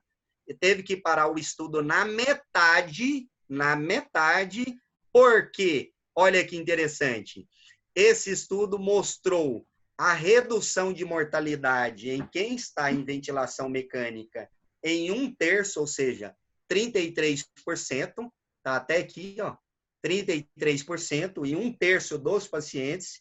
Em quem necessitava de oxigênio, 1/5, 25%. Em quem não usa oxigênio, não tinha benefício. Então, a dexametasona é 6 miligramas uma vez ao dia por 10 dias, em quem está entubado, em quem precisa de oxigênio. Esse estudo, trial randomizado, mostrou o benefício. Esse estudo ele é baseado em 5 braços. Há 15 dias ele publicou outra parte mostrando que o Caletra, que era usado para tratar HIV, não teve benefício, que baixas ou altas doses de dexametasona teve que ser interrompida, tanto baixa quanto alta, por desfecho ruim. Hidroxicloroquina, Stopped, também foi parado porque não viu eficácia. Azitromicina, só na suspeita de infecção bacteriana comunitária. Tocilizumab, que é um modulador da atividade inflamatória, provavelmente vai ter benefício, é um estudo que está saindo, porém, extremamente claro, é um anticorpo monoclonal. E plasma de convalescente, veja bem, esse estudo publicado na China mostrou o efeito de plasma convalescente como terapia em pacientes com Covid. Estamos quase cerrando já. O que ele fez? Pegou os pacientes que tinham sido curados de Covid, retirou o plasma e injetou nas pessoas. Um total de 21 pacientes enfermos com Covid, 6 receberam o plasma, volume médio 300 ml. Aí a duração média de sobrevivente no grupo paciente tratado foi maior. Só que em seguida veio esse trial e arrebentou com ele. 103 pacientes, foi encerrado precocemente, porque a taxa de risco para melhora clínica no grupo plasma convalescente versus o grupo placebo não teve diferença estatística. Então, veja bem, plasma hoje é muito questionado, até porque alguns estudos vêm mostrando que a imunoglobulina IgG em alguns grupos de paciente, com 90 dias, ela praticamente zera a sua carga. Quem esses pacientes? Não sei. A vacina está perto de chegar. Não está. Vai começar a vacina na população, a população vai tomar a vacina, mas quanto tempo que esse anticorpo vai permanecer protetor? Ainda não sabe, só depois da vacina. Será que com 3 meses eu vou ter que fazer a segunda dose? Será que com mais 3 eu vou ter que fazer a terceira dose, ou mais 6? Igual a hepatite B, faço uma hoje, uma com mês, uma com 6. Igual várias vacinas são 3 doses e ainda tem reforço. Então, não se anime com essa vacina que saiu, que está prevendo para sair agora, que não é a cura. Eu vou ter que esperar 1 ano para acompanhar os pacientes e vai ver como que é a resposta imunológica. Esse é um outro estudo que veio tentando falar assim, e se eu pegar cloroquina e dar profilático? Por exemplo, eu tive contato com Covid, vou lá e dou hidroxicloroquina. Contato por menos de 2 metros e por mais de 10 minutos. Veja que a conclusão foi, não houve diferença significativa. Então, ela não serve profilático. Esse é um trabalho da doutora Ludmila, que foi realizado no estado de Manaus, um trial clínico randomizado com 81 pacientes, um grupo utilizou alta dose, outra baixa dose de cloroquina. O estudo in vitro indica que o efeito antiviral da difosfatocloroquina requer uma autoconcentração, por isso o estudo teve que ser parado no meio dele, porque ele aumentou o prolongamento do intervalo QT, aumentou o risco de arritmia e efeitos mais tóxicos e mais letalidade. Esse é outro estudo também que foi utilizado para avaliar a eficácia da hidroxicloroquina, com 181 pacientes, 600 mg por 48 horas. Os resultados desse estudo não apoiam o seu uso em pacientes com COVID. Esse é outro estudo mostrando que hidroxicloroquina com azitro, ou hidroxi isolado, ou azitro isolado, o desfecho primário era mortalidade, secundário PCR e arritmia. Não houve diferença estatística na mortalidade, muito menos na melhora da carga viral do paciente, então não mostrando benefício. Esse é um outro estudo observacional. A administração de hidroxicloroquina foi associada a um risco muito reduzido ou aumentado de arritmias, morte e intubação, também não mostrando benefício. Esse também mostrou maior mortalidade no braço que usou hidroxicloroquina. Esse também é um estudo multicêntrico, aberto, controlado, randomizado. A hidroxicloroquina não resultou em diminuição da carga viral do paciente. E essa é a última chamada do FDA, proibindo o uso de hidroxicloroquina no país, nem para pesquisa científica. Essa é uma nota da AMIB, Associação Medicina Intensiva Brasileira, também não recomendando. Não existe evidências para usar hidroxicloroquina até o momento. Esse é da Sociedade Brasileira de Pneumologia, também mostrando que não tem benefício. E o Remdesivir, que é um antiviral utilizado no HIV. Está sendo feito em andamento, isso é um braço do Recovery. Esse estudo está em andamento, mostrando que o Remdesivir foi superior ao braço placebo para diminuição da carga viral, porque é sabido que quanto maior a carga viral, mais graves são os pacientes. Então, provavelmente, essa droga não vai inibir a replicação viral, não vai curar, vai inibir a replicação viral, mas não vai curar, mas pelo menos vai diminuir a viremia. Não tem no Brasil, só tem nos Estados Unidos, e o presidente Trump já comprou da empresa 6 meses de produção. Remdesivir, outro estudo também mostrando que ele não foi associado beneficamente, porém, requer mais estudos e a carga viral houve uma redução. O Folahat, esse é um estudo que fez associação genômica, pegou um monte de pacientes graves e queria avaliar o que esses pacientes graves tinham em comum. Nós estamos com 1h20 agora, estamos encerrando. Todos os pacientes graves internados em UTI, queria avaliar do ponto de vista genômico. O que ele observou? Que existia uma alteração no cromossomo no sistema BO, mais especificamente um no sistema sanguíneo A, que era fator de risco para desenvolver pulmão de SDRA, e um fator protetor no sangue tipo O. Então, sangue tipo A, não é que eu vou adquirir mais a doença, mas se eu adquirir, tem maior chance de evoluir com maior gravidade. E o tipo O, menor gravidade. O meu sangue, o tipo é o tipo A, infelizmente. Essa é uma recomendação da Sociedade Brasileira de Infecto, mostrando que a dexametasona reduziu 33% de mortalidade nos pacientes de ventilação mecânica, 20% nos pacientes que usam oxigênio, e quem não usa oxigênio não precisa usar dexametasona. Esse é um estudo muito grande realizado na China, que demonstrou que em 90 dias, quase 90% dos pacientes, a carga de imunoglobulina quase que zera. Esse é um estudo que está em andamento no Brasil, colisão 1, 2 e 3, avaliando hidroxicloroquina, cloroquina, azitromicina e dexametasona. Provavelmente, até agora, deve ser publicado nos próximos 30 dias. Desfecho favorável nenhum à hidroxicloroquina. Esse outro grande estudo que foi publicado anteontem, grande, mais grande mesmo esse estudo, usando 800 mg de ataques de hidroxicloroquina, 400 mg 2 vezes ao dia por 6 dias, 157 braços controle, 136 braços intervenção, nenhum benefício foi observado com hidroxicloroquina. Portanto, a Sociedade Brasileira de Infectologia, mediante esses trabalhos, vem publicando que a hidroxicloroquina não tem benefício, e o dia que foi publicado esse trabalho, que foi dia 17, foi anteontem, a Sociedade Brasileira de Infecto veio a público e comentou novamente que em 40 estados americanos, 3 províncias, em outros estados, como outros países, como a Espanha, em 43%, todos os pacientes que receberam hidroxicloroquina não teve benefício e teve piores desfechos. A ventilação mecânica tem que ser protetora, nós vamos ver em outra aula isso aí. Pronar os pacientes. Então, assim, entubei o paciente, fiz ventilação mecânica protetora. Nós vamos ter uma aula de ventilação mecânica, que é manter volume de 6 a 8 ml por quilo, pressão de pico no máximo 40, platô no máximo 30, drive pressure menor que 15, FiO2 o menor possível para manter saturação acima de 94. Mesmo assim, continua com relação PF abaixo de 94.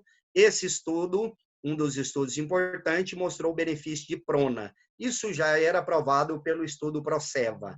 Como que faz a prona? Veja que eu tenho que colocar coxinas proeminências ósseas, 5 pessoas, 2 de cada lado, 1 na cabeceira. Um toma conta do tubo do circuito fechado para não estubar, que é uma das complicações da prona, estubar ou perder o acesso venoso central. E aí eu passo, ele já está deitado em cima do lençol, eu passo outro lençol por cima e faço a técnica do envelopamento. E aí, stop 3, 4 e 5, nós vamos virando o paciente. Ele vai ficar em Trendelenburg reverso nessa posição por 16 a 20 horas. Que tipo de paciente que vai ficar nessa posição? Qual fenótipo? Vamos, gente. H. Ele que vai responder à prona, o outro não responde. E aí eu tenho que ter cuidado, porque eu posso estubar, arrancar acesso venoso central, fazer lesão de córnea, tem que proteger o olho, proteger a orelha, proteger o nariz.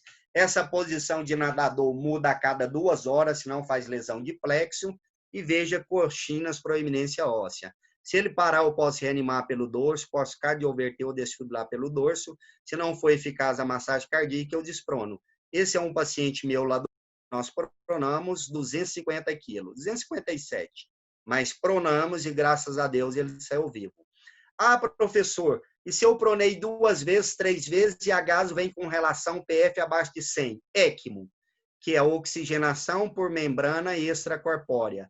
Eu cateterizo uma veia ou veia artéria, ela é veno-venosa ou veno-arterial.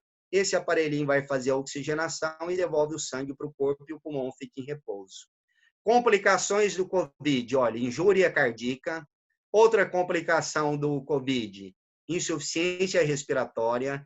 Outra complicação do COVID, hipocalemia. Outra complicação, injúria renal. Outra complicação, coagulopatia.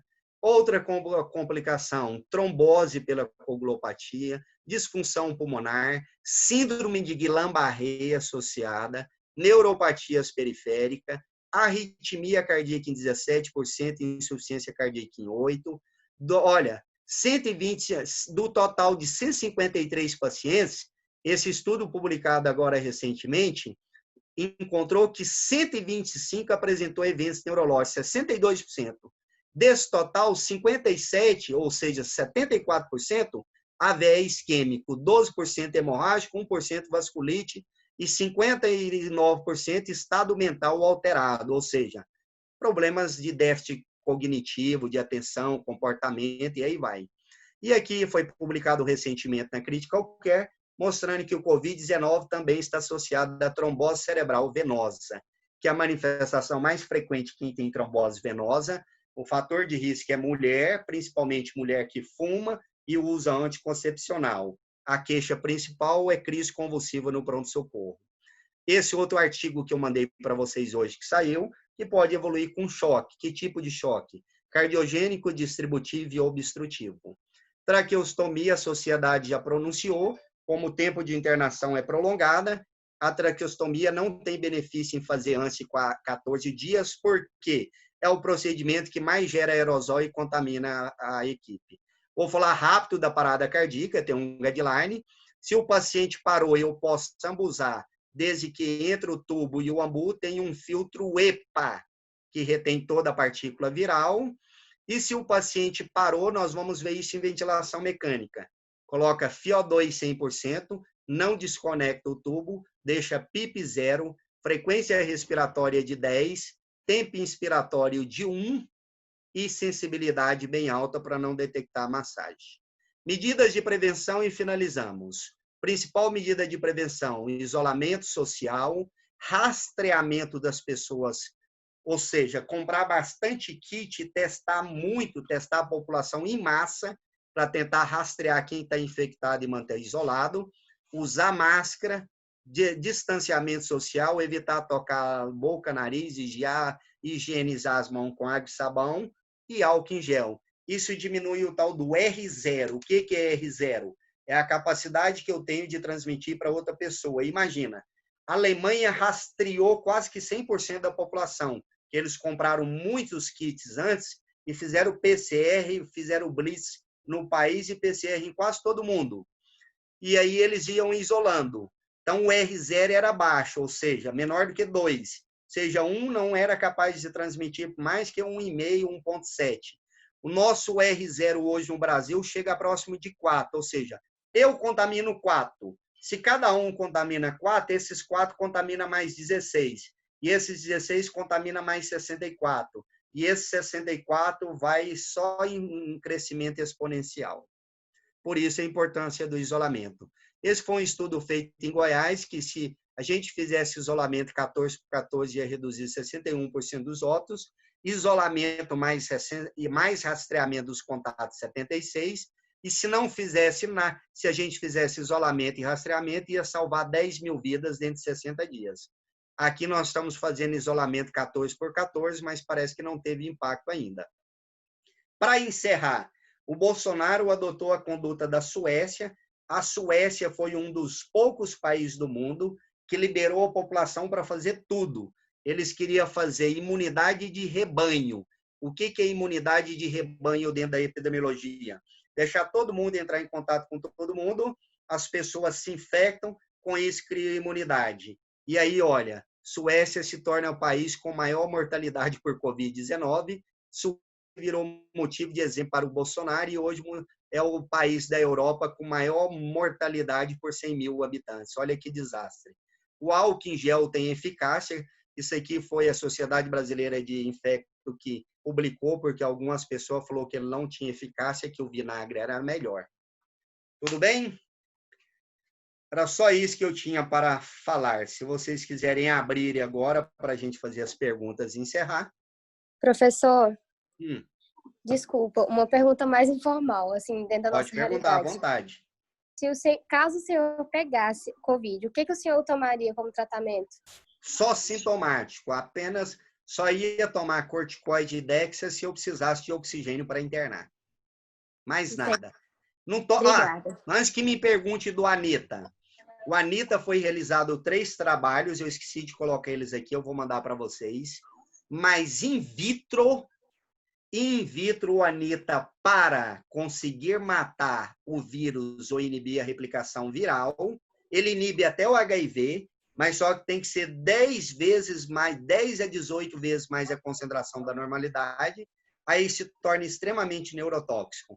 Na minha cidade tem um grupo de 200 e poucos médicos que é a favor da Anitta, né, da Anitta e ivermectina, desculpa, Anitta não, ivermectina, 10 a 18 vezes mais a concentração. Aqui tinha um grupo de mais de 200 e poucos médicos favoráveis ao uso da ivermectina. Esta semana, uma grande parte desses grupos de médicos foram parar na UTI extremamente grave por encefalite e neurotoxicidade. Professor, o paciente que está com a forma leve da doença, ele fica com quanto tempo de doença até ter a cura? São os 14 dias. Passou de 14 do início dos sintomas, pode liberar para fazer de tudo. E aí também não vai estar mais transmitindo? Não está mais transmitindo. Raríssimo. Em medicina nunca é 100%. Tem aqueles fora da curva de Gauss. Mas 97%, 98% para de transmitir em 14 dias. Professor? Eu gostaria de saber qual a função da azitromicina no tratamento da Covid? Apenas se eu tiver suspeita de infecção bacteriana secundária, a azitromicina entra como imunomodulador anti-inflamatório e para cobrir germes atípico.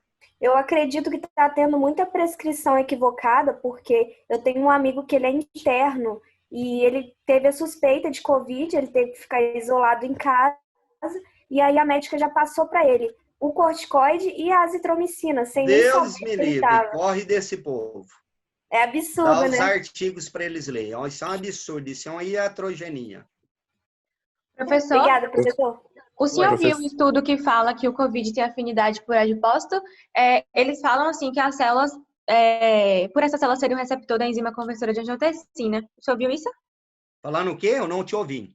Que o Covid, ele tem afinidade pelos adipócitos. Então, pessoas que têm maior morbidade, maior, na verdade, obesidade, tem a maior chance de complicar. Isso a gente já sabia que tem mais chance de complicar, mas o senhor sabia essa relação com os adipócitos? Esse é um dos fatores, mas não é o principal. A pessoa obesa é uma pessoa que tem uma grande quantidade de substâncias inflamatórias. Por Ela é isso que inflamada crônica, né? Sim. uma inflamação crônica. Doutor, Professor, Oi. uma dúvida. O que o senhor acha aqui no Brasil que está contribuindo mais para essa manutenção do platô? Porque a gente observa curvas em outros países e elas tiveram uma ascensão e um decaimento. Vou falar bem Aqui no rápido. Brasil está alto, né? Nós não temos ministro da Saúde, não temos uma pessoa técnica no ministério, o governo não fala a mesma linguagem dos estados, os estados não falam a mesma linguagem dos municípios, nós não temos uma concatenação nas políticas para a saúde pública. A doença surgiu em dezembro, nós não preparamos, não acreditamos na ciência, foi uma idiotice achar que país de primeiro mundo ia ser esse desastre, e que nós não iríamos acontecer nada, um país pobre igual nós somos. Então, faltou políticas públicas, planejamento social, econômico, cultural, estruturação de UTIs, capacitação de pessoas para trabalhar, porque grandes partes estão morrendo por médicos não capacitados para lidar com esse tipo de doente grave. Professor, é quando o paciente começa a ter sintomas graves, a partir de que dia é mais frequente? Os sintomas começam a se tornar mais graves a partir do 7º, 10º dia. Esse aí, a grande maioria, entre 7 e 10 dias, dos que complicam, começa a evoluir com complicação. E, professor, lógico que alguns pode complicar antes, mas a maioria a partir disso aí. E daí vem a tempestade de citocinas, né? Quanto tempo que fica a transmissão? Tipo assim, mesmo jeito, 14 dias. 14 dias. Tá. Obrigada. O problema dele é a tempestade de citocina que vai matar ele. Uma dúvida. Muito no início se falou de intubação precoce, agora tem alguns médicos falando de se evitar o máximo a intubação orotraqueal. Não, assim, ó. Esse termo dentro da anestesiologia, a gente não gosta nem de intubação precoce, nem tardia. Porque concorda se eu intubei precoce, eu intubei antes. Se eu intubei tardio, eu intubei depois. Então, hoje a gente não usa esse termo mais por isso. Quando eu intubo, é baixamento de nível de consciência, instabilidade hemodinâmica, sinais de má perfusão, coloquei oxigênio por catéter ou máscara, não resolveu, fez VNI, não resolveu, intuba. Isso não é intubar precoce, isso é intubar no momento certo. Certo, obrigado. Professor, e o tocilizumab, ele vai ser indicado só para o paciente grave? Pacientes graves, apenas. Ele é um anticorpo monoclonal para imunomodulação. E é caríssimo, não sei se vai disseminar aqui no Brasil, não. E os estudos e relatos sobre reinfecção? Assim, ó, não é reinfecção, é co-infecção. Até hoje não provaram reinfecção. E sim co-infecção ou correativação, vamos se dizer. Eu estava com Covid, melhorei, por algum problema, eu reativei. Isso é igual tuberculose. Tranquilo? Obrigada. Professor, essa questão do Lembra quando você adquire o bacilo de Koch, quem não desenvolve tuberculose, forma até um nódulo pulmonar que chama de quê? Cai muito em prova. De GON. O mesmo é o Covid. Ele fica latente devido à queda da imunidade ou outros fatores, ele pode reativar. O senhor falou a questão da cânula de alto fluxo, porque gera aerosolização. No caso, o Não ideal usar no PS, né? Pronto. Aí, no caso, tipo, a pessoa começa com baixos fluxos, mas, por exemplo, se o paciente tiver DPOC, alguma outra condição que indique o alto fluxo, vai poder ser usado? No PS, não. Só no quarto de isolamento, e ele estando sozinho dentro do isolamento. Certo. Não pode estar com outros pacientes. Sim, sim. Obrigado. Doutor, eu fiquei com uma dúvida quando o senhor falou dos marcadores prognósticos, em relação a quando eles devem ser pedidos. Todo paciente que internou tem que pedir. E quem que eu vou internar? Só quem está com sintomas respiratórios. Saturação abaixo de 94, ou taque dispneico, aqueles outros sinais de instabilidade. Tomografia com comprometimento maior que 50%, todos têm que internar. Internou, tem que pedir todos os marcadores de gravidade. Tudo bem?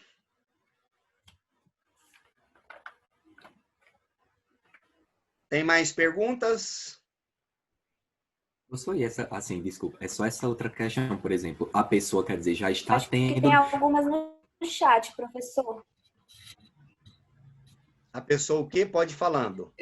Tipo assim, a pessoa já está tendo desconforto e essa hipoxemia, ela não está sendo manifesta, por exemplo, no idoso, por exemplo. O que é que o senhor tinha a falar sobre isso, assim, em termos da fisiopatologia, né? Quer dizer, ele não tá tendo nenhum sintoma de dispneia, taquipneia, por exemplo, está em casa, mas se usasse o oxímetro e tudo, já estaria dessaturando, né? Mas não está sendo sintomático nesse estágio. Uhum. Certo. E aí? Não, é justamente se teria algum tipo de perfil de paciente específico no qual ele se manifesta mais dessa forma, de já estar hipoxêmico, mas sem manifestações de desconforto respiratório, tipo um idoso, por exemplo, ou não tem esse padrão. Fenótipo L, a maioria deles pode estar hipoxêmico, assim como pode estar ataque dispneico e não ter fenótipo L, principalmente, ele pode estar lá com 88 de saturação e frequência respiratória normal. Obrigado. Como que eu coloco essa tela grande aqui, hein? Professor, tem alguma comprovação de que todos os pacientes infectados soroconvertem? Não, não tem. Pelo contrário, os trabalhos que surgiram, sabe-se que todos produzem IgG, mas ainda não se sabe a quantidade de IgG se é suficiente para dar imunidade. O que se sabe é, pode infectar de novo? Os infectologistas acreditam que sim, mas ainda não tem relato. Mas que se infectar, a pessoa já terá linfócito T de memória e a resposta imunológica vai ser muito mais rápida. Entendi, obrigada. Doutor Weber, tem algumas perguntas no chat, tá bom? Você pode dar uma olhada? Vou dar uma olhada aí no chat. Deixa eu ver aqui. No chat aqui as perguntas que tem aqui. Vou subir e vejo para tentar responder vocês. Vamos subindo, porque tem muitas perguntas aqui. Vamos lá em cima, e aí a gente vem descendo rapidamente. Então, vamos lá. Sim. Boa noite a todos, professor. O senhor pode colocar os slides de montar. Essa soma Norte e Nordeste ficou estranha. Acho que o professor se equivocou. Não, isso são dados do Ministério da Saúde. Está no site Coronavírus do Ministério. A não ser que o Ministério equivocou na divulgação dos dados, né? Quais foram os 3 marcadores citados? São vários. Dímero D, troponina, BNP, ferritina, que eu esqueci de falar, interleucina 6, PCR, tá? Professor, o senhor viu um estudo que saiu sobre Covid, tem afinidade pelos adipócitos? Já respondi. Falso negativo, pediu sorologia seria o último a ser pedido, tá certo? População é muito mal informada, porque elas têm um líder e elas obedecem esse líder e tudo que o líder fala, elas acatam. O que a população quer ouvir? Que voltar ao trabalho normal, todo mundo andar, fazer de tudo, não ficar em casa, poder fazer o que ela quiser, é isso que ela quer ouvir. e quer ouvir que tem um remédio que presta, que na verdade não presta, que é o que ele adotou como a hidroxicloroquina. Realmente não deveria ser usado como diagnóstico, sim como um acompanhamento. Na minha cidade fizeram teste rápido, tem uma senhora que estava internada e aparentava melhor e deu negativo, era alto e no outro dia ela morreu. Isso acontece mesmo. Linfocitose é aquela pergunta da dengue. Chocado, muito comprometido. Meu Deus, Abramed, muito bom, entendi, obrigado, muito agradecido. Bom, deixa eu ver aqui. Sim, para normalizar a frequência respiratória, sim, sim. Professor, Oi. teve um prefeito que distribuiu hidroxicloroquina, azitromicina e ivermectina para a população toda. E está Ave fazendo Maria. sucesso porque né, o pessoal não pegou o Covid. E assim, tem várias pessoas apoiando isso, né? E é um dos... Eles vão deixar de apoiar com o recovery que vai ser publicado agora e a Anvisa vai proibir a circulação da hidroxicloroquina no Brasil, igual o FDA fez nos Estados Unidos. Vou te dar um exemplo. O Pará foi o estado que mais liberou hidroxicloroquina. O Pará tem o mesmo número de habitantes que Goiás, quase 8 milhões de habitantes. O Pará como um todo. O Pará hoje tem 100 e tantos mil casos, nós aqui no nosso estado chegamos a 12 mil só. E nós não damos hidroxicloroquina para ninguém. O Pará tem quase 7 mil mortes. Nós aqui passamos de 1.000 agora.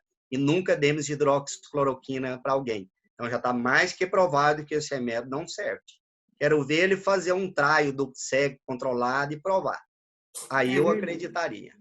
Não, e assim, tem várias entrevistas que eles estão fazendo e esse prefeito está indo, né? Principalmente aquele Alexandre Garcia, de médico e de ele tem tudo um pouco. Oncologia eu estava querendo falar. Eu não tenho nada contra algum de vocês que queira tomar ou queira passar. Vocês estão à vontade. Eu vi que vários aqui criticaram e tal, falaram mal. Péssima, cloroquina tem que usar. Pode usar à vontade. 85% vai ser sintomático ou sintoma leve. Se ele beber água, xixi, qualquer coisa que ele beber, chá de chuchu, melancia, não vai ter diferença nenhuma. Provavelmente vai ter benefício, tocilizumab, eu também acho. O estudo Renifor, esse estudo Renifor foi pago pelo Bolsonaro para ser feito. Você acha que um estudo pago pelo Bolsonaro ele ia dar positivo, ou favorável, ou contrário ao uso da cloroquina? O que você acha? Favorável, esse estudo está extremamente questionado, uma série de vieses. Algum grau de comprometimento na TC indicativos em internação, 50% ou mais de comprometimento tem que internar. O CTC funciona pela tempestade inflamatória e não adianta ambulatorial. Tempestade tem que internar. Aqui no Rio de Janeiro, o comércio abriu, o ministro da Educação, as pessoas não estão respeitando o isolamento. Após o falecimento de um paciente com Covid, ele transmite pela alta concentração viral. Por isso que os caixões têm que ser fechados. Chegando às últimas, tem algum estudo que fala sobre como funciona a imunidade da doença. Estão tentando descobrir. A parte imunológica é a mais difícil. Quem vai produzir anticorpos, por quanto tempo, se vai ficar imune, se não vai ficar imune. O trabalho mostra uma relação causal entre níveis de glicose, como tem sido visto na clínica, maior gravidade da Covid em pacientes com diabetes. Isso tem sido demonstrado mesmo. Bom, deixa eu ver aqui. Como funciona a fisiopatologia da Covid, já falamos. Aconteceu o mesmo com a minha vizinha, não foi encaminhada. Em Mineiros estão distribuindo ivermectina a rodo e o número não para de subir. Não para de subir de óbito, é óbvio. Vai diminuir, é piolho, carrapato, isso sim, né? Como funciona a fisiopatologia da Covid, já falamos. Encerramos as perguntas. Só tenho a agradecer vocês. Tem mais alguma pergunta?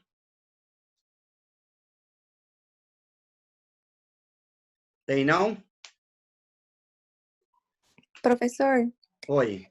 Só uma dúvida, eu queria saber qual que é a relação da fisiopatologia do COVID com o tipo sanguíneo.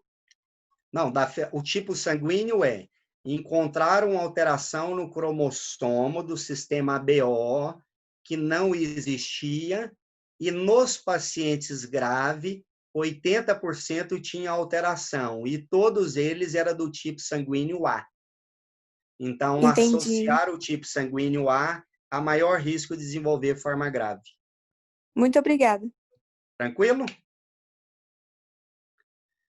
Um abraço, gente, um prazer, bom fim de semana para vocês. Espero ter contribuído para esclarecer algumas coisas, tá bom? Professor, muito obrigada pela aula, foi muito boa. Eu que agradeço vocês, tá bom? Fiquem com Deus, Deus que proteja vocês. Essa aula é muito extensa, as próximas serão bem menores, porque Covid é o assunto bem mais longo. As próximas giram em torno de 40 a 45 minutos. Um abraço. Desculpa, eu tenho que falar a parte científica, quem não gostou, né? Eu vi que vários não gostaram, mas eu não vou falar a parte que eu não tenho evidência científica, entendeu? Eu não posso, como professor, fazer isso. Falar de uma coisa em que eu não tenho evidência. Assim que eu tiver trabalhos em mão com evidência que é favorável, eu falo a favor. Tudo bem? Um abraço, fica com Deus.